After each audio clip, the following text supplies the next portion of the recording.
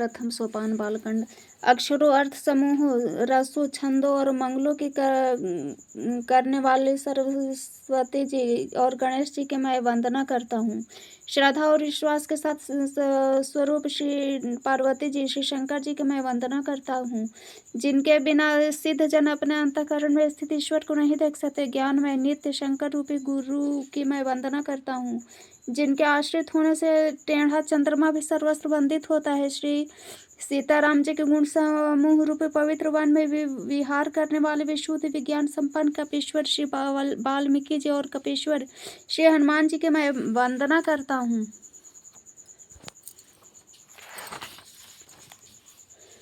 उत्पत्ति, स्थिति, पालन और संहार करने वाले, क्लेशों की हरने वाले तथा संपूर्ण कल्याणों के करने वाले श्री रामचंद्र जी की प्रियतमा श्री सीता जी को मैं नमस्कार करता हूँ, जिनके माया के वशीभूत संपूर्ण विश्व ब्रह्मादि देवता और असुर हैं, जिनकी सत्ता में रस्सी में सर्प के भांति भ्रम के भांति है सारा दृश्य जगत सत्य ही प्रतीत होता है, जिनके केवल चरण ही भवसागर से तरने की इच्छा वाले के लिए एकमात्र नौका है। उन समस्त कारणों पर सबके कल्याण के कारणों के कारण सबसे श्रेष्ठ राम कहलाने वाले भगवान हरि की मैं वंदना करता हूँ। अनेक पुराण, वेद, तंत्र, शास्त्र से संपन्न तथा जो रामायण में वर्णित है, कुछ अन्यत्र से भी उपलब्ध श्री रघुनाथ जी की कथा को तुलसीदास अपने अंतःकरण के सुख के लिए अत्यंत मनोहर भाषा चरण में विस्तृत करता है, जिन्हें स्मरण करने से सब कार्य सिद्ध हो जाते हैं। जो गणक स्वामी, सुंदर हाथी के मुख वाले, वे ही बुद्धि के राशि और शुभ गुणों के धाम श्री गणेश जी का मुझ पर कृपा करें, जिनकी कृपा से गूंगा बहुत सुंदर बोलने वाला हो जाता है, लंगड़ा लूला दुर्गम पहाड़ पर चढ़ जाता है। कलियुग के सब पापों को जला डालने वाले दयालु भगवान मुझ पर द्रवित हो। जो नील कमल के समान श्याम वर्ण है, पूर्ण खिले हुए लाल कमल के समान जिनके नेत्र हैं, जो सदा क्षीर सागर में शयन करते हैं, भगवान नारायण मेरे हृदय में निवास करें। जिनका कुंद के पुष्प चंद्रमा के समान गौर शरीर है, जो पार्वती जी के प्रियतम और दया के धाम है, जिनका दिनों पर स्नेह है, वे कामदेव का मर्दन करने वाले शंकर जी मुझ पर कृपा करें। मैं उन महाराज के चरण का कमल की वंदना करता हूँ, जो कृपा के समुद्र नर रूप में श्री हरि ही हैं, जिनके वचन महामोह रूपी घन अंधकार को नाश करने के लिए सूर्य किरणों के समूह हैं। मैं गुरु महाराज के चरण कमलों की रज वंदना करता हूँ, जो सुरुचि, सुगंध तथा अनुराग रूपी रस से पूर्ण है। वह अमर मूल संजीवनी जड़ी का सुंदर चूर्ण है, जो संपूर्ण भाव रोगों के परिवार को नाश करने वाला है। वह रज सुकृति रूपी शिव जी के शरीर पर सुशोभित निर्मल विभूति है और सुंदर कल्याण और आनंद की जन्य है। भक्त के मन रूपी सुंदर दर्पण के मैल को दूर करने वाली और तिलक करने से गुणों के समूह को वश में करने वाली है। श्री गुरु महाराज के चरण नखों की ज्योति मणियों के प्रकाश समान है, जिनके स्मरण करते ही हृदय में दिव्य दृष्टि उत्पन्न हो जाती है। वह प्रकाश है, ज्ञान रूपे अंधकार का नाश करने वाला है। वह जिनके हृदय में आ जाता है, उनके बड़े भाग्य हैं। उसके हृदय में आते ही हृदय के निर्बल नेत्र खुल जाते हैं, संसार रूपी रात्रि के दोष दुख मिट जाते हैं। श्री रामचंद्र चरित्र रूपी मणि और माणिक गुप्त प्रकट जहाँ हो, जिस खान में है, सब दिखाई पड़ने लगते हैं। जैसे सिद्ध जनों को नेत्रों लगाकर साधक सिद्ध और सुजान पर्वतों वन पृथ्वी के अंदर कौतुक से ही बहुत सी खाने देखते हैं। श्री गुरु महाराज के चरणों की रज कोमल और सुंदर नैना मृतांजन है, जो नेत्रों के दोषों का नाश करने वाले उस अंजन से विवेक रूपी नेत्रों को निर्मल करके मैं संसार रूपी बंधन से छुड़ाने वाले श्री रामचरित्र का वर्णन करता हूँ। पहले पृथ्वी के देवता ब्राह्मणों के चरणों की वंदना करता हूँ, जो अज्ञान से उत्पन्न वाले संदेहों को हरने वाले हैं। फिर सब गुणों के खान संत समाज को प्रेम सहित सुंदर वाणी से प्रणाम करता हूँ। संतों का चरित्र कपास के चरित्र के समान शुभ है, जिसका फल नीरस, विशद और गुणमय होता है। संत चरित्र में भी विशेष शक्ति वही है, जिससे वह नीरस है। कपास उज्जवल होता है, संत का हृदय भी अज्ञान और पाप रूपी अंधकार से रहित होता है, इसलिए वह विशद है। कपास में गुण होते हैं, इस प्रकार संत चरित्र भी सद्गुणों का भंडार होता है, इसलिए वह गुणमय है।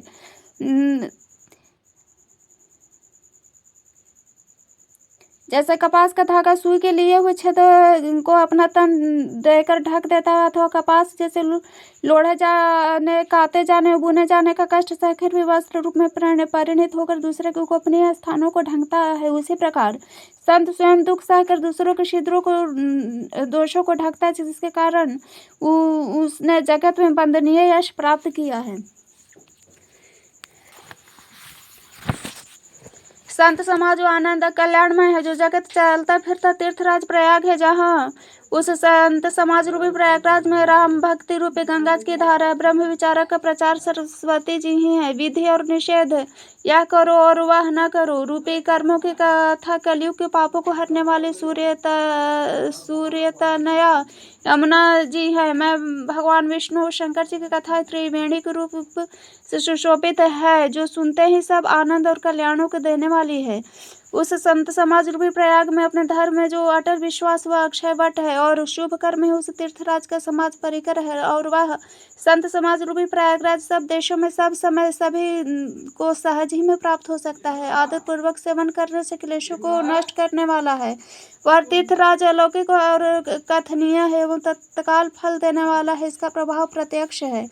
जो मनुष्य इस संत समाज रूपी तीर्थराज का प्रभाव प्रसन्न मन से सुनते और समझते हैं और फिर अत्यंत प्रेम पूर्वक इसमें गोते लगाते हैं, वे इस शरीर के रहते ही धर्म अर्थ काम मोक्ष चारों फल पा जाते हैं। इस तीर्थराज में स्नान का फल तत्काल ऐसे देखने में आता है कि कौवे कोयल बन जाते हैं और बगुले हंस। यह सुनकर कोई आश्चर्य न करे, क्योंकि सत्संग की महिमा छिपी नहीं है।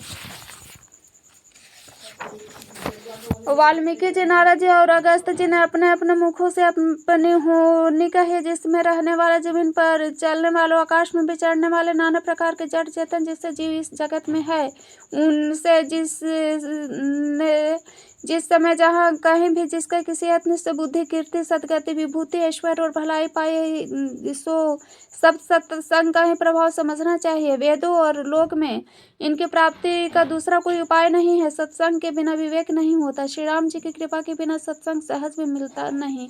सत्संगी आनंद और कल्याण की जड़ है। सत्संग की सिद्धि प्राप्त ही फल है और सब साधन तो फूल है। दुष्ट की सत्संगी पाकर सुधर जाते हैं, जैसे पारस के स्पर्श से सोना सुहावना हो जाता है, सुंदर सोना बन जाता है, किंतु दयोग से यदि वही के सज्जन कुसंगति में पड़ जाते हैं तो वे भी वहाँ शाम के मणि के समान अपने गुणों का है अनुसरण करते हैं। अर्थात जिस प्रकार सांप का संसार के पाकर भी मणि उसके विष को ग्रहण नहीं करते तथा अपने सहज गुण प्रकाश को नहीं छोड़ते, उस प्रकार साधु पुरुष दुष्ट के संग में रहकर भी दूसरे को प्रकाश ही देते हैं। दुष्टों का उन पर कोई प्रभाव नहीं पड़ता।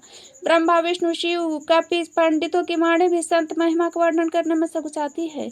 वह मुझसे किस प्रकार नहीं की कही जाती, जैसे साग तरकारी बेचने वालों से मणियों के गुण समूह नहीं कहे जा सकते।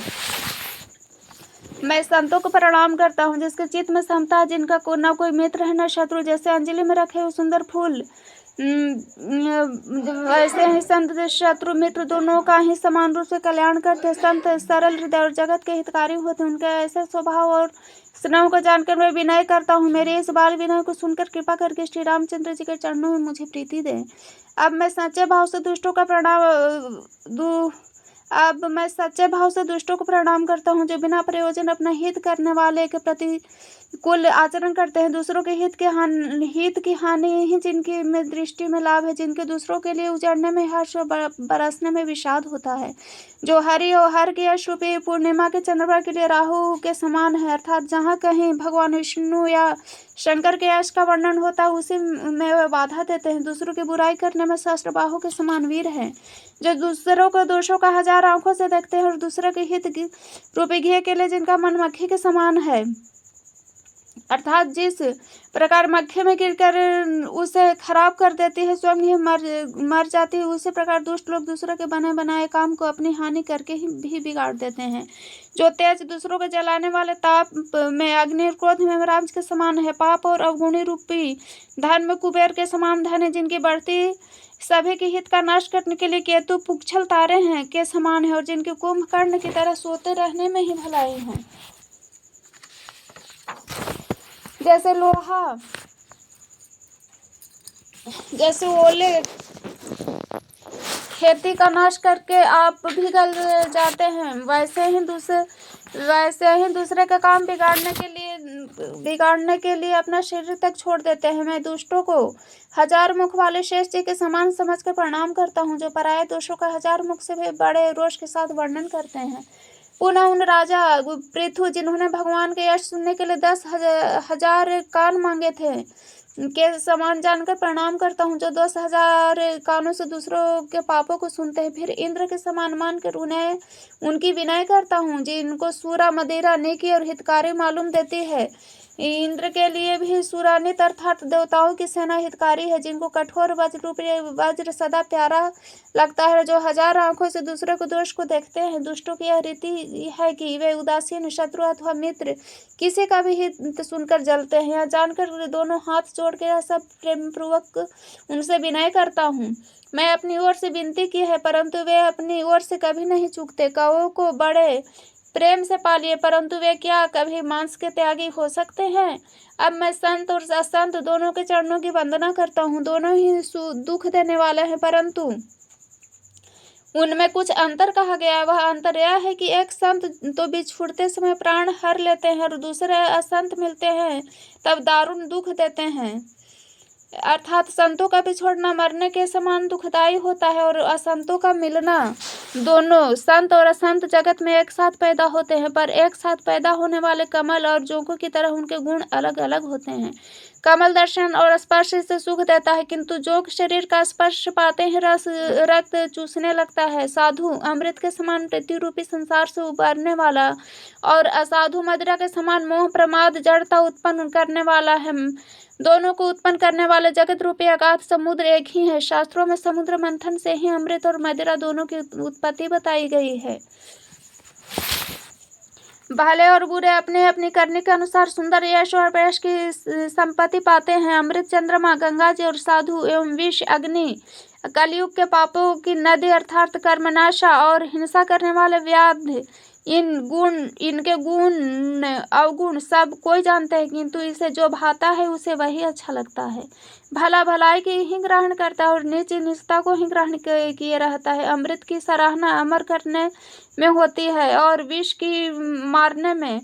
दुष्टों के पापों को अवगुणों के साधुओं के गुणों की कथाएं दोनों ही अपार अथाह समुद्र है। इससे कुछ गुण और दोषों का वर्णन किया गया है, क्योंकि बिना पहचाने उनका ग्रहण या त्याग नहीं हो सकता। भले बुरे सभी ब्रह्मा के पैदा किए हुए, पर गुण और दोषों के विचार कर वेदों को उनको अलग अलग कर दिया है। वेद इतिहास पुराण कहते हैं कि ब्रह्मा जी की यह सृष्टि गुण अवगुणी से सनी हुई है। देवता, दैत्य, मनुष्य, नाग, पक्षी, प्रेत, पितर, गंधर्व, किन्नर और निशाचर सबको मैं प्रणाम करता हूँ। अब सब मुझ पर कृपा कीजिए। 84 लाख योनियों में 4 प्रकार के स्वेदज, अंडज, उद्भिदज, जरायुज जीव जल, पृथ्वी और आकाश में रहते हैं। उन सब से भरे हुए इस सारे जगत को मैं सीताराम मैं जानकर मैं दोनों हाथ जोड़कर प्रणाम करता हूँ। मुझको अपना दास जान के कृपा की खान आप सब लोग मिलकर छल छोड़कर कृपा कीजिए। मुझे अपने बुद्धि बल का भरोसा नहीं, इसलिए मैं सबसे विनती करता हूँ। मैं श्री रघुनाथ जी के गुणों का वर्णन करना चाहता हूँ, परंतु मेरी बुद्धि छोटी है और श्री रामचंद्र जी का चरित्र अथाह है। इसके लिए मुझे उपाय का एक भी अंग अर्थात कुछ लेश मात्र भी उपाय नहीं सूझता।